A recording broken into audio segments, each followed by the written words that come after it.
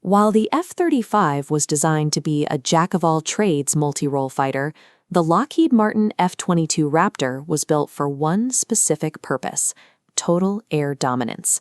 The entire engineering philosophy revolves around a first look, first shot, first kill advantage. By combining a highly advanced active electronically scanned array, or AESA, radar, with a radar cross-section roughly the size of a marble, the Raptor can detect and target enemy aircraft miles before it ever appears on their screens. Under the hood, it relies on two Pratt & Whitney F-119 thrust vectoring engines. These allow the jet to achieve Supercruise, meaning it can sustain supersonic speeds above Mach 1.5 without dumping raw fuel into an afterburner. Combine that stealth, sensory awareness, and sustained speed, and you get a fifth-generation dogfighter engineered to systematically dismantle enemy air forces. No known aircraft was supposed to rival it.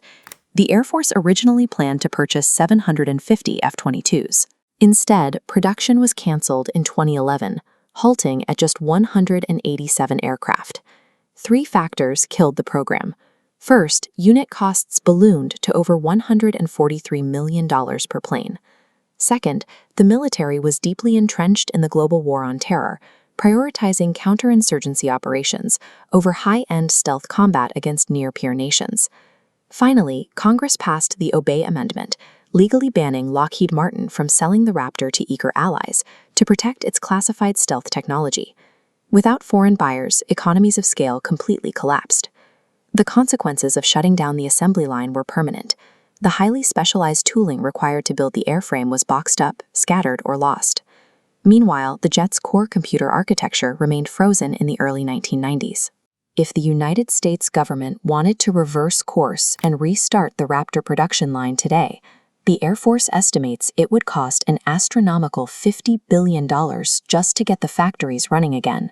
By cutting the program short to relieve immediate budget pressure, the Defense Department inadvertently locked America into a capped, rapidly aging stealth fleet, and they did it right before the geopolitical threat landscape in the Indo-Pacific began to aggressively shift.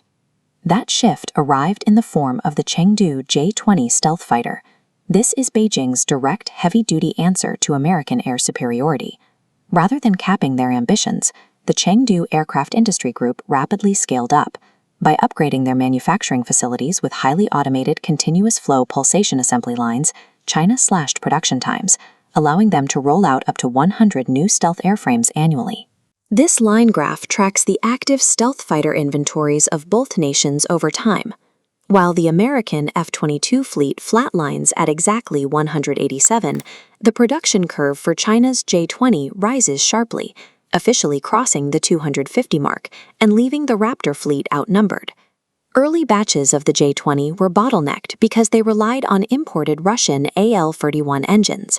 But as you can see by this milestone marker on the graph, China eliminated that supply chain delay by successfully mass-producing and integrating their own domestically produced WS-15 turbofans. This massive propulsion upgrade finally granted the J-20 true Supercruise capabilities. By securing an internal engine pipeline, Chinese assembly lines were cleared to run at maximum speed.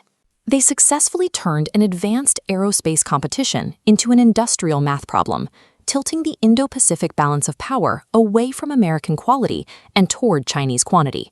On paper, the two aircraft approach a combat scenario with very different strengths. The F-22 relies on extreme agility and lightning-fast radar processing to control an engagement, while the J-20 utilizes the brute force of its heavy twin-engine thrust and long-range intercept capacity.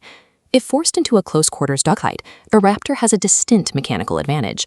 Its thrust vectoring nozzles allow pilots to execute aggressive, high-angle-of-attack vertical maneuvers that the heavier J-20 simply cannot replicate.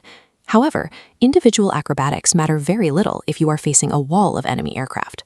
The People's Liberation Army Air Force now has enough active J-20s to deploy operational squadrons across all 5 of its regional theater commands, guaranteeing a dense, stealthy presence over Taiwan and the South China Sea. U.S. Air Force commanders can no longer plan operations based on a clean one-to-one capability comparison. They have to design tactics to survive in airspace where the adversary has the mass required to completely swarm them. Simply keeping the existing F-22s combat-ready against that swarm is an exhausting logistical hurdle. After collectively surpassing 500,000 flight hours, maintenance crews are forced into a constant cycle of stripping and reapplying the jet's highly fragile, radar-absorbent stealth coatings. To address the internal decay and modernize the aircraft, look at this engineering schematic detailing the Raptor 2.0 upgrades. It highlights the Reliability, Availability, and Maintainability Program, or RAMP, which overhauls the internal wiring and structural integrity. It also maps out the new infrared search and track sensor pods, which are essential tools for detecting and hunting enemy stealth fighters. The schematic also details a critical addition under the wings: new low-drag, stealthy external fuel tanks. Traditionally, external tanks ruin a jet's radar signature, but these specific pods dramatically extend the Raptor's unrefueled range across the vast Pacific without exposing it to enemy radar. The military is actively hacking a fleet of obsolete 1990s airframes with modern sensors and stealth fuel systems. It is an incredibly expensive engineering patch, but it is an absolute necessity to maintain deterrence against the J-20. That deterrence is being tested every day at installations like Kadena Air Base in Japan, where the Air Force continuously rotates F-22 squadrons to project physical strength directly into China's backyard. And despite decades in the active inventory, the jet is still pulling real-world triggers. The Raptor achieved its very first air-to-air kill just recently in 2023, when it was scrambled to shoot down a Chinese surveillance balloon off the American coast. But the Raptor 2.0 upgrades are not a permanent fix. They are designed exclusively to hold the line until the 2030s. That is the deadline for the next-generation air dominance fighter and its accompanying fleet of autonomous combat drones to finally take over the airspace.